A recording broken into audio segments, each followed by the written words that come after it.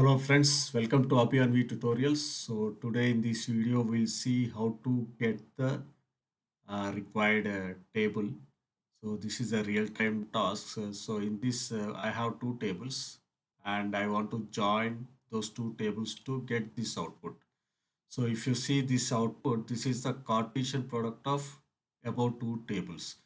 That means each entry other values of the table should come. So for example, ball, other values of other table is Jan, February, and for ball and car, January, and ball and car, February. Okay, guys. So this is nothing but Cartesian product. So let's see how to do it in Power BI. Let's go to Power BI and Power Query. Okay. So I loaded these two tables, then select the table one, go to add column and go to custom column and add the custom column. Okay.